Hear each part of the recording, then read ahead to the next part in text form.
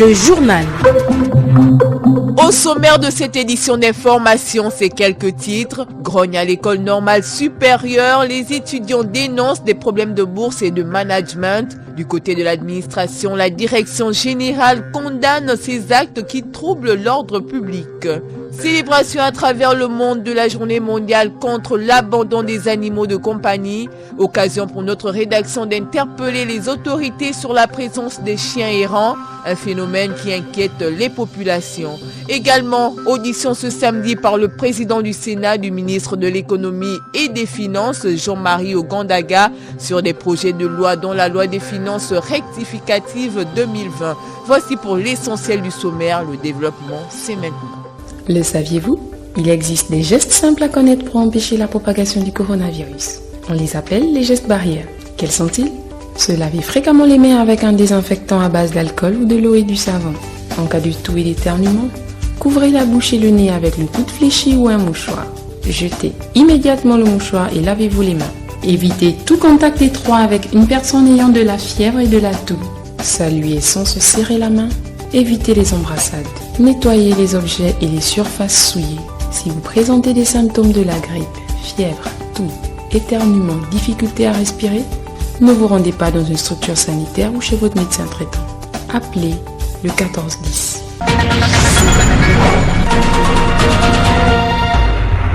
Bienvenue à tous. En ouverture de ce journal, on parle d'éducation. Le torchon brûle à l'ENS, l'école normale supérieure, entre étudiants et responsables d'administration. À l'origine de cette grogne, des problèmes de bourse et de management. Edgar Kaba pour le reportage. Portail barricadé, grand feu allumé en face de l'école normale supérieure. Là-bas, les étudiants en colère réclament leur bourse, nous ont-ils confié sur place, dans une atmosphère de tension qui prévalait. Les étudiants sont entrés dans un mouvement d'humeur par rapport au non-respect du paiement, de la date du paiement de leur bourse et de leur reliquat. Depuis le mois de juin 2019, il y a toujours des retards de paiement, chose qui n'était pas constatée à l'époque de l'ancien directeur général. Depuis que le professeur Fidèle Alogo Nkoge est devenu DG de l'ENS, il y a toujours des retards de paiement, sans communication de la part de l'administration. À partir du mois de mars de cette année, on a d'abord eu des manquants, des coupes dans nos bourses. Pour les Master 1, à presque tous les niveaux, il y a eu des manques d'au moins 250 000. Et en ce mois-là, on devait percevoir la bourse le 20 juin. On devait percevoir la bourse le 20 juin. Mais juste, on est le 27 aujourd'hui et il n'en est rien. Ils nous avaient garanti qu'en nous faisant bancariser, il n'y aurait plus de retard dans les paiements et qu'il n'y aurait plus de coupes comme on a eu là. Donc, ils sont censés nous donner notre argent et nos reliquats. Mais jusqu'à l'administration, le DG ne nous dit rien. Il ne vient rien nous expliquer. Le Trésor nous a dit de nous rapprocher auprès du budget, que c'est le budget qui détient l'argent du Trésor. Ils n'ont pas encore viré au niveau du budget. C'est là où il nous faut comprendre que, en principe, ils ont un problème c'est au niveau de, je peux ça comment, la base de données qui gère les grandes écoles. Il y a un souci de traçabilité. C'est la réponse qu'ils nous ont donnée. Là, on est dit, mais attends, pourquoi à chaque fois que nous sommes, au moment où nous sommes censés percevoir notre argent, il y a toujours ce problème de base de données. Et hormis ça, notre directeur général ne communique pas. Il ne communique pas. Si aujourd'hui nous sommes fâchés, c'est aussi à cause de ça. Selon d'autres étudiants interrogés sur les lieux, si la situation demeure, il serait difficile de songer à une reprise sereine des cours là-bas. Et il y a un programme qui est sorti, dont le DG a mis un programme que nous devions respecter. Donc terminé avec l'année. C'est quoi le programme? Le programme s'est terminé avec le premier semestre et bouclé l'année pour le niveau Master 2 et licence 3. Mais comment ça se fait qu'on nous met un programme qui s'étend sur 2 semaines et la date de notre argent, de notre remise d'argent ne vient pas? Mais comment on va faire pour venir à l'école, pour se rendre à l'école, payer les photocopies et certains cours si nous n'avons pas notre argent? On assiste là peut-être à un bras de fer. Mais plusieurs personnes affirment que la balle est à présent dans le camp des boursistages du Gabon et le ministère de tutelle pour un retour à la calmie. Et suite à ce mouvement d'humeur, la direction générale de l'école normale supérieure est montée au créneau pour condamner ces actes de trouble à l'ordre public. Le secrétaire général de l'ENS, dans un communiqué, remet les pendules à l'heure. Sylvestre Kouaou est au micro d'Ahmad Beni Evaka. Les actes perpétrés ces 2 derniers jours, que l'on qualifierait volontiers de trouble à l'ordre public, de menace contre les agents publics dans l'exercice de leurs fonctions et de voies de fait, seraient, selon leurs auteurs, commis aux fins d'obtenir le paiement immédiat de leurs allocations d'études par les services du Trésor et le prestataire bancaire retenu dans le cadre d'un partenariat. Compte tenu de la gravité de ces actes et du statut de bouc émissaire que les auteurs des 10 actes entendent faire endosser à l'ENS, il n'est pas superflu de situer le rôle d'organe intermédiaire dévolu à cet établissement dans le cadre de la convention de partenariat conclue entre l'État et le prestataire bancaire retenu. En conséquence, sauf à faire preuve de mauvaise foi ou viser des objectifs inavouables, l'ENS ne saurait être assimilé à une structure en charge du paiement des allocations d'études. Encore moins se voir imputer, au gré des humeurs, la responsabilité du retard de ce paiement. Vous aurez l'intégralité du communiqué du secrétaire général de l'ENS à la fin de cette édition d'information. L'Agence nationale des bourses du Gabon a tenu ce week-end son conseil d'administration afin de statuer sur l'attribution des bourses dans un contexte difficile marqué par la crise sanitaire actuelle de la Covid-19. Les travaux étaient dirigés par le président du conseil d'administration de l'ANBG. Au terme des travaux, le directeur général de l'ANBG s'est confié à la presse. Flore Mambari est au micro de Guillaume Choukou. Au cours de cette session, nous avons traité principalement de l'arrêté des comptes de l'exercice budgétaire de l'année 2019. Donc il s'agissait de faire le point de l'exécution de ce budget-là. Comment avons-nous utilisé les ressources qui nous ont été allouées? Au finish, nous avons eu un solde budgétaire nul. Ce qui signifie que tout ce que l'État a mis à disposition a été dépensé conformément au plan d'utilisation qui avait été proposé. Mais c'est des budgets consacrés aux bourses, puisque nous sommes l'agence dédiée à ces questions. Donc ce sont les bourses pour nos bacheliers, pour nos étudiants au Gabon et à l'étranger. Malheureusement, la situation du Covid n'a pas permis que nous allions au fond de la chose. Il y a une petite confusion. Le Covid, c'est pour la présente année 2019-2020. L'exercice présent a été justement d'utiliser cette session pour examiner les points de l'année budgétaire 2019. De toute façon, pour une année non significative, cet état de choses n'est pas la faute des étudiants. Donc l'agence ne saurait rester insensible. Et ce n'est pas spécifique aux étudiants de France. Un étudiant, c'est un étudiant.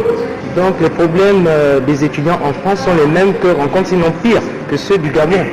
Les choses sont faites de sorte que lorsqu'une situation non prévue s'impose, mais il y a des ajustements à faire. Donc, au fur et à mesure que nous recevons des mises à disposition, les dossiers sont traités également au fur et à mesure.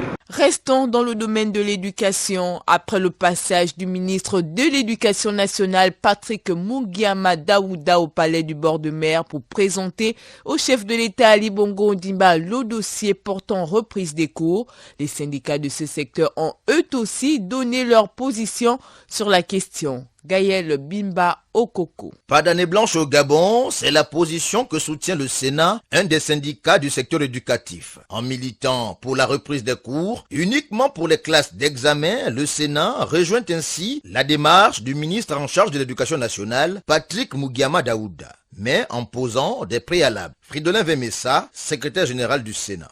Il faudrait que pour un éventuel retour à l'école, que toutes les conditions de sécurité et de santé soient réunies afin que les enseignants et les élèves puissent se retrouver dans un environnement sécurisé. C'est pourquoi nous avons proposé à ce que les classes puissent être éclatées pour que nous puissions avoir un élève par table et qu'un calendrier des examens et du programme soit redéfini avec la réaffectation des enseignants dans des bassins pédagogiques pour s'occuper effectivement des élèves dans ce nouveau contexte. À situation exceptionnelle, mesure exceptionnelle. Donc nous ne pouvons pas sacrifier nos élèves pour la seule raison que la Covid-19 est venue bouleverser cette année, mais nous devons justement être des gens capables de nous adapter aux situations même difficiles. Les questions de respect des conditions d'hygiène sanitaire édictées par le ministère de la Santé sont bel et bien prises en compte par la tutelle. Et en ce qui concerne le sort réservé aux classes intermédiaires, le Sénat propose la validation de l'année sur la base des notes des 2 premiers trimestres pour le secondaire. Et pour le primaire, les 3 paliers suffiraient. Je vous le disais en titre, après l'audition du Premier ministre Julien Kogebekale vendredi dernier, le président du Sénat, Dr Milebou Aubusson et ses collègues sénateurs ont également auditionné ce samedi le ministre de l'économie et des finances, Jean-Marie Ogandaga, sur plusieurs projets de loi, dont la loi de finances rectificative 2020. Détails et précisions, Gervais Fabrice Odjuga de la presse du Sénat. Devant les vénérables sénateurs, Jean-Marie Ogandaga a présenté et défendu plusieurs projets de loi liés notamment à la loi des finances rectificatives exercice 2020, au projet de loi autorisant l'État gabonais à contracter un emprunt de 8 300 000 € auprès de la Banque internationale pour la reconstruction et le développement, et les 8 projets de loi portant suppression de certains services publics personnalisés. S'agissant de la loi des finances rectificatives, celle-ci reste en adéquation avec les axes définis dans le plan de relance de l'économie et les défis liés au contexte de crise sanitaire actuelle et la protection sociale, à savoir le renforcement du système sanitaire, la protection sociale et le soutien aux activités productives. Jean-Marie Ogandaga. Le projet du budget élaboré est équilibré en ressources et en charges à 3047,1 milliards francs CFA contre 3330,7 milliards de francs CFA dans la loi de finances initiale, soit une baisse de 9% correspondant à 283,6 milliards de francs CFA. Au Gabon, les impacts liés à la pandémie du Covid-19 sont visibles dans tous les domaines de la vie quotidienne. L'emprunt de 8 300 000 € que va contracter l'État gabonais auprès de la Banque internationale pour la reconstruction et le développement va donc lui permettre de financer le projet de préparation et d'intervention stratégique pour la Covid-19. La dernière audition a, quant à elle, permis au ministre de l'économie et des finances de présenter et défendre les 8 projets de loi portant suppression de certains services publics personnalisés. Les 10 services publics personnalisés avaient déjà été supprimés par le Conseil des ministres du 29 mars 2019.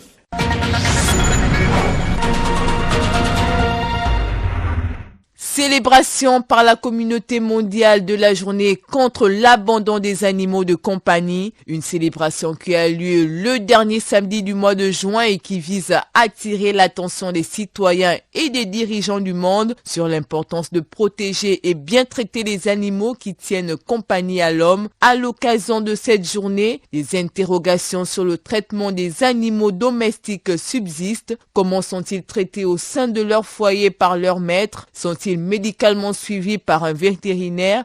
Les réponses à ces questions dans ce micro-trottoir réalisé par Edgar Kaba. J'ai mon chat à la maison, il se débrouille. Donc moi je n'ai pas le temps pour chercher la nourriture pour mon chat.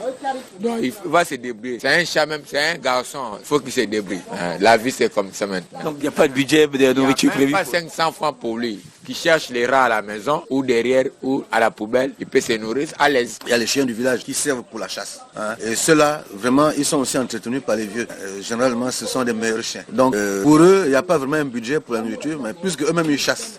Et ils mangent en permanence. Les chiens de la ville, ils ont besoin d'un budget, d'un entretien. Moi, j'ai pas de chien parce que j'ai trop de sentiments avec le chien. Dans ma vie, j'ai gardé plusieurs fois les chiens. Quand ils meurent, c'est comme si un membre de la famille est mort. Et comment ça se passait quand vous aviez votre chien par le passé? J'entretiens mon chien, j'enlève les puces, je mets les colliers et puis je lui fais une identité.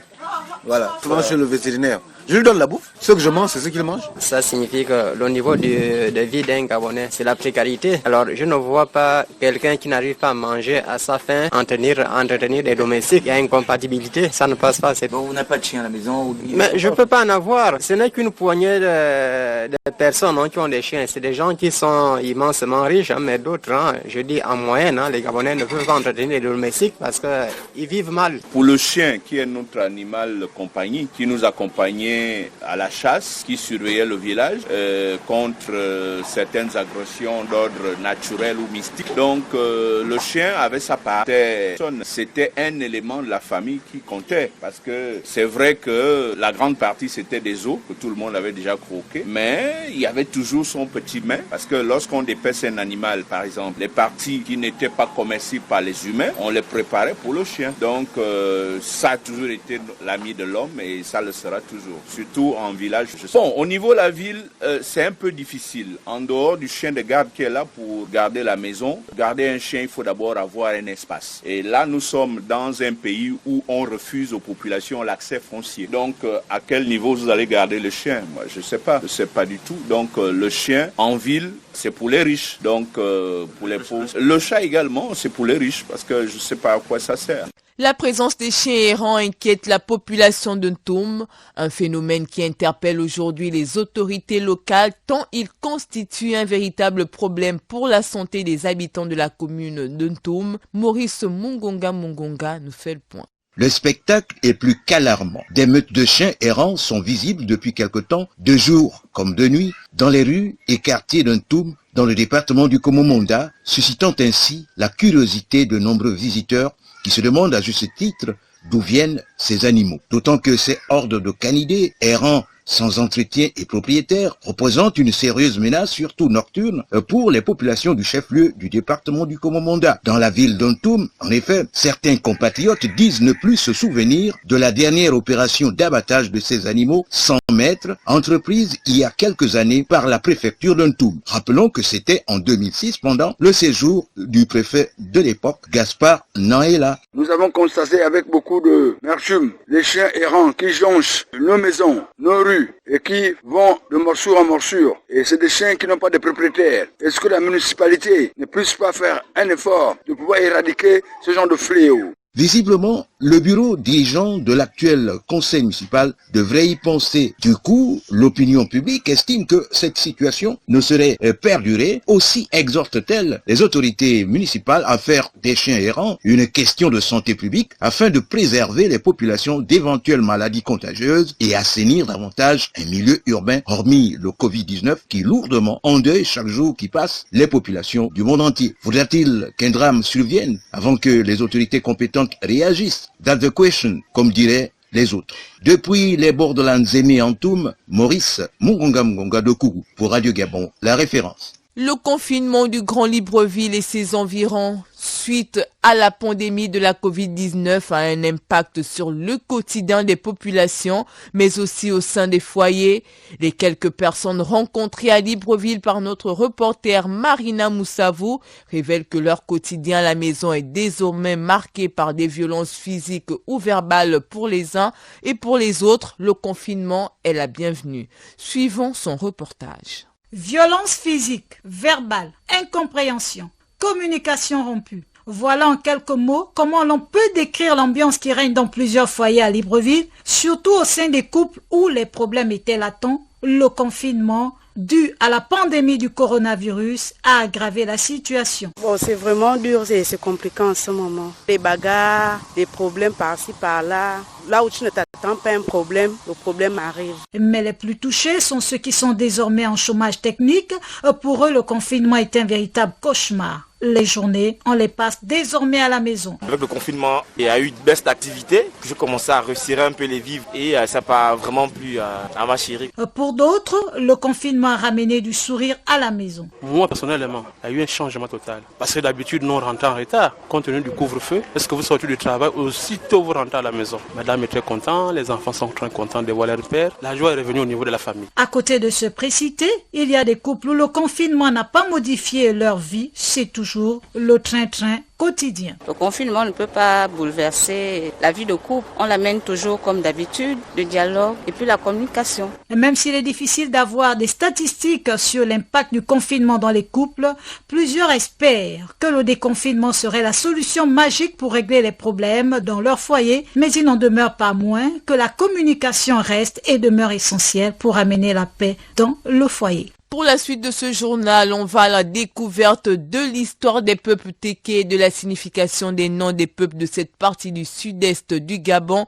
et l'importance de promouvoir les cultures de plusieurs ethnies comme élément d'identification de nos civilisations africaines.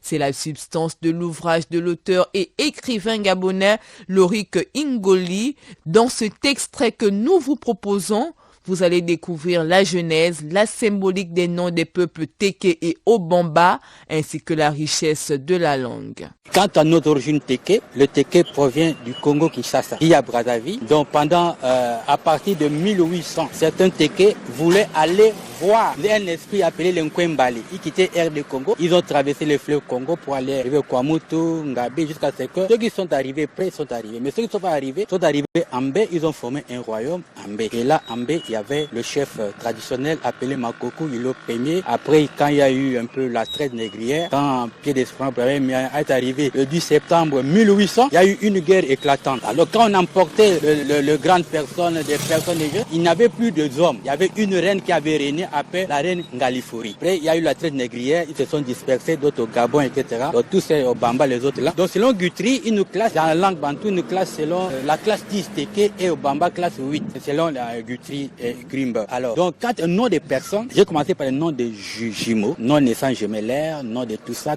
mais je n'ai pas encore publié les livres. Par exemple, le nom de Ngoulakia, ça veut dire quoi? Ngoulakia, au-delà, le nom de métier, au-delà des filets, regardez s'il n'y a pas un poisson qui a été arrêté. Lorik Ingoli était au micro de Edgar Kaba. Une note triste dans ce journal, la dépouille du député, diplomate et ex-premier ministre Franck Emmanuel Issoze-Ngondé a été conduite à sa dernière demeure ce samedi 27 juin en fin d'après-midi. L'inhumation de l'enfant des passagers a été plutôt bien organisée sous une ambiance typiquement traditionnelle. Le point avec Ahmad Beni Evaka. Arrivé et accueilli à l'aéroport des passagers de Makokou, dans le Guevindo, le vendredi 26 juin en début de soirée, par une promiscuité effondrée, l'enfant du village Emmanuel Issoze-Ngondé rejoint ses ancêtres. Après avoir quelques heures plus tôt reçu des hommages de la République gabonaise à son domicile Sisaoukala-Rivière, des hommages qui ont vu la présence de plusieurs acteurs politico-administratifs du pays. Bien avant son inhumation ce samedi 27 juin, les Ogivins se sont mobilisés pour saluer leur Mwanamboka à travers un tour de ville.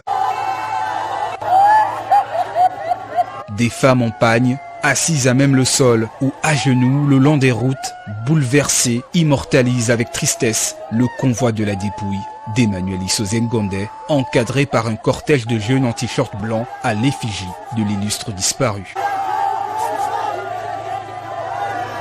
Des pleurs à n'en plus finir ont remplacé le son des oiseaux.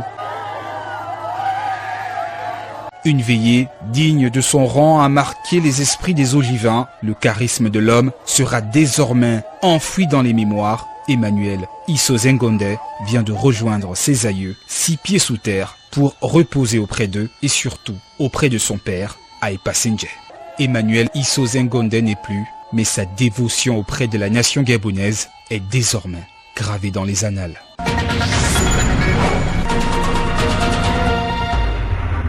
L'actualité hors de nos frontières à présent, 3 mois et demi après le premier tour qui s'est tenu le 15 mars 2020, la France tient ce dimanche 28 juin le second tour des élections municipales initialement prévues le 22 mars dernier dans des conditions encore dictées par l'épidémie du coronavirus. Elda Nelly Kumba. Nouvelles mesures sanitaires adoptées pour inciter les citoyens à se rendre aux urnes. Des précautions, loin d'être inutiles quand on sait que 52,25% des électeurs se sont abstenus lors du premier tour, un record pour les municipales sous la Ve République. Pour rassurer les électeurs, le ministère de l'Intérieur a donc rendu obligatoire le port du masque. Artisanal ou chirurgical, tous les types de masques sont les bienvenus dans les bureaux de vote, sauf lors du dépouillement où seul le masque chirurgical est autorisé. Covid-19 ou non, les règles électorales demeurent inchangées. Tous les électeurs ne vont pas se rendre aux urnes ce dimanche. De nombreux conseils municipaux ont déjà été élus au premier tour. C'est le cas dans plusieurs communes de moins de 1000 habitants, mais pas seulement. Certains édiles de grandes villes se sont fait élire au premier tour, comme à Reims, Toulon, Angers, Caen ou Boulogne. Le second tour ne concerne que 4 820 communes sur un total d'environ 35 000. Cela représente tout de même 16 500 000 électeurs, soit environ 39% du corps électoral français. Alors que le second tour des municipales en France est prévu pour ce 28 juin, l'ensemble des candidats craignent une nouvelle abstention record à cause du spectre du coronavirus. Et selon un sondage réalisé par IFOP, seulement 38% des Français envisageraient d'aller voter. Le scrutin s'annonce donc indécis dans plusieurs grandes villes, à Lille, à Marseille, à Toulouse, au Havre notamment. C'est peu dire que les élections municipales 2020 auront été les plus singulières dans l'histoire des scrutins de la Ve République. La crise sanitaire du coronavirus en France a complètement bouleversé l'organisation de cette grande élection qui figure pourtant comme l'une des plus structurantes de la vie politique du pays. À l'issue du second tour, les conseils de toutes les communes devront être renouvelés entre vendredi 3 et le dimanche 5 juillet. Quant aux conseils de toutes les communes et groupements de communes, ils devront être installés le 8 juillet au plus tard, exception faite en Guyane, où le second tour a été reporté en raison de la propagation du Covid-19. Le reste de l'actualité hors de nos frontières nous conduit en Tanzanie, en Algérie et en Éthiopie. On en parle avec Gaël Mbimba Okoko. Et effectivement, Ida Ounyami, en Éthiopie, un sommet virtuel sur le barrage de la Renaissance vient de se tenir entre le Soudan et l'Égypte. Cette infrastructure géante, construite par Addis Abeba sur les eaux du Nil, inquiète Khartoum et le Caire qui craignent une baisse de leurs ressources en eau. La réunion tenue par visioconférence s'est soldée par un engagement qui marque une avancée sur le dossier. Et puis, l'Algérie qui enregistre 240 nouveaux cas de contamination entre jeudi et vendredi dernier, selon le ministère de la Santé. Un pic inédit qui intervient 3 semaines après que le pays le plus touché du Maghreb par la pandémie a décidé ses premières mesures de déconfinement. Le pays compte désormais 12 685 personnes contaminées et 885 décès au Covid-19, selon le comité scientifique de suivi de l'évolution de la pandémie. Enfin, en Tanzanie, 2 cailloux tanzanites transforment la vie d'un mineur artisanal de 52 ans en millionnaire. Cette histoire survenue en Tanzanie est digne d'un conte de fées, des fées justement qui se sont penchées sur ce mineur qui vient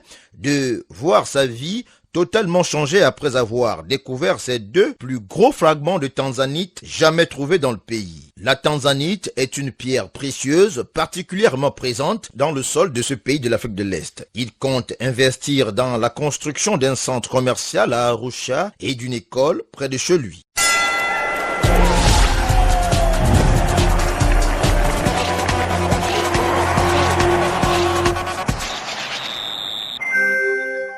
La page des sports avant la boucle de cette édition d'information, c'est l'affaire de Chivarol Mekinkulu. Nous parlons d'athlétisme. La Fédération gabonaise d'athlétisme a annoncé le lancement depuis le 22 juin dernier de l'opération d'identification des clubs et associations.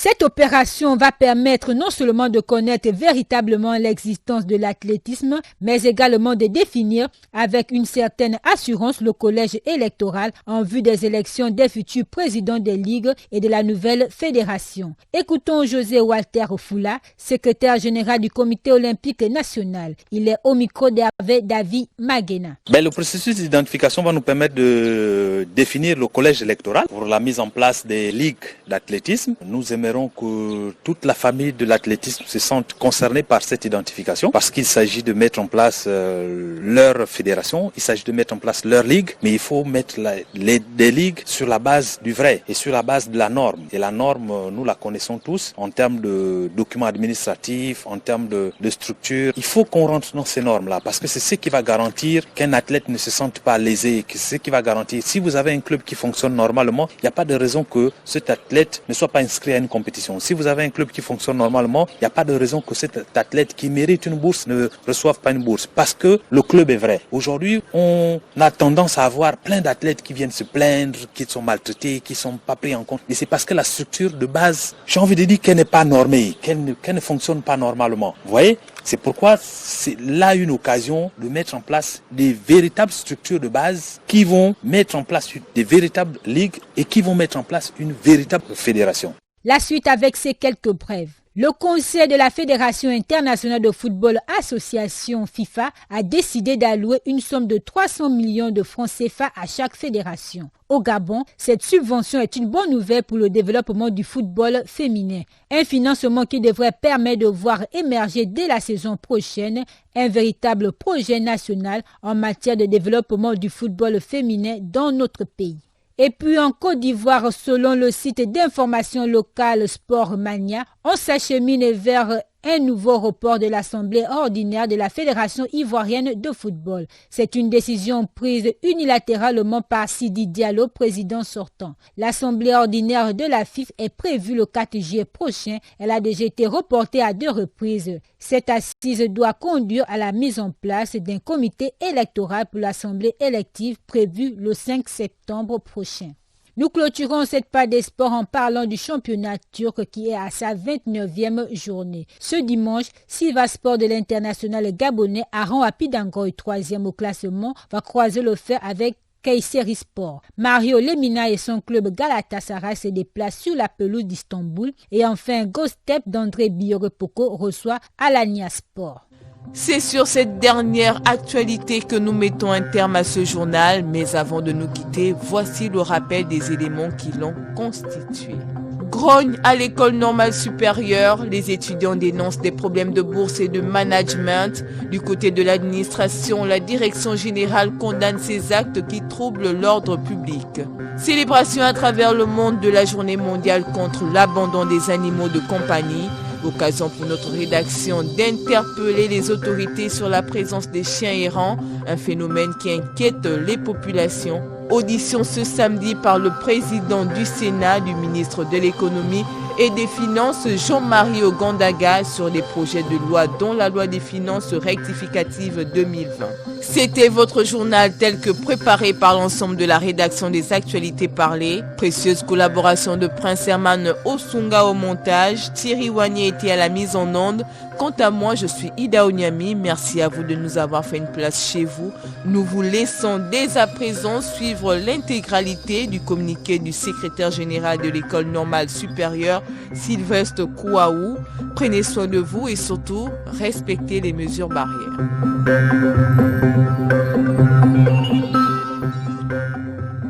Communiqué de la direction générale de l'ENS. Mesdames et messieurs, dans la matinée du jeudi 25 juin 2020, une fois de plus, un groupuscule d'élèves, au mépris des mesures édictées par le gouvernement dans le cadre de la lutte contre la propagation du Covid-19, a entrepris d'organiser au sein de l'ENS un rassemblement non autorisé, d'investir les locaux administratifs, de menacer les agents présents, de perturber les activités pédagogiques alors en cours et de fermer le portail de l'établissement avant d'y ériger des barricades. Ce vendredi 26 juin 2020, avant l'intervention de forces de l'ordre, le même groupuscule d'élèves a érigé des barricades et allumé des feux devant le portail de l'établissement, empêchant les personnels administratifs et les enseignants-chercheurs de regagner leurs locaux respectifs. Les actes perpétrés ces 2 derniers jours, que l'on qualifierait volontiers de troubles à l'ordre public, de menaces contre les agents publics dans l'exercice de leurs fonctions et de voies de fait, seraient, selon leurs auteurs, commis aux fins d'obtenir le paiement immédiat de leurs allocations d'études par les services du Trésor et le prestataire bancaire retenu dans le cadre d'un partenariat. Compte tenu de la gravité de ces actes et du statut de bouc émissaire que les auteurs des 10 actes entendent faire endosser à l'ENS, il n'est pas superflu de situer le rôle d'organe intermédiaire dévolu à cet établissement dans le cadre de la convention de partenariat conclue entre l'État et le prestataire bancaire retenu. Au titre de cette convention,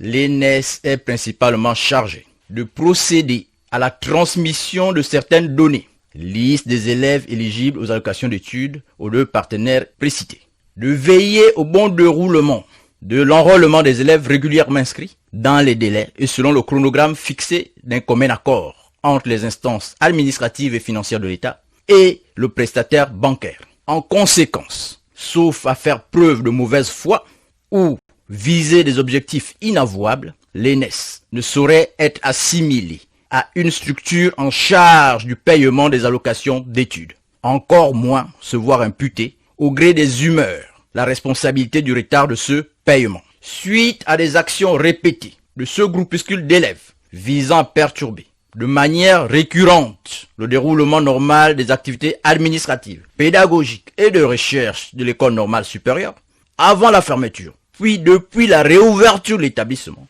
la direction générale tient à rappeler à l'ensemble des élèves que l'organisation et le fonctionnement du dit établissement sont régis par un certain nombre de textes au nombre desquels figure l'arrêté numéro 24 MENCF MESRS du 22 avril 1998 portant règlement intérieur de l'école normale supérieure et l'arrêté numéro 274 MESRS CAB du 29 mars 2016 relatif au régime disciplinaire des étudiants dans les universités et les établissements d'enseignement supérieur. À cet effet, en cas de récidive, dans les jours, semaines à venir, les élèves auteurs des troubles de tous ordres au sein de l'ENS s'exposeront à la mise en œuvre des procédures et sanctions disciplinaires prévues par l'arrêté numéro 274 susmentionné.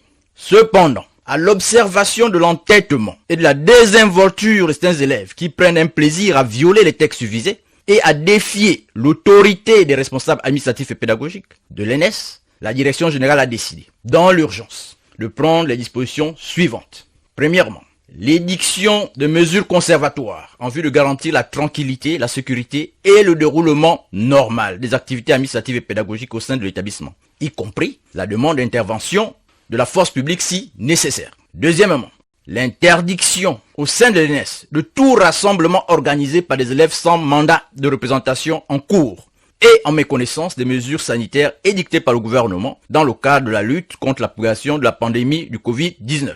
Troisièmement, la reprise immédiate par l'administration des locaux mis à la disposition de l'ancien bureau de la mutuelle, cette affectation n'ayant à l'heure actuelle ni justification en droit et en fait.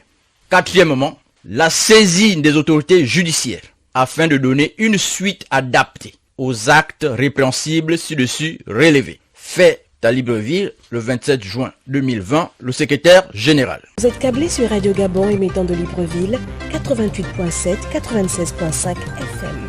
Où que vous soyez, nous sommes avec vous.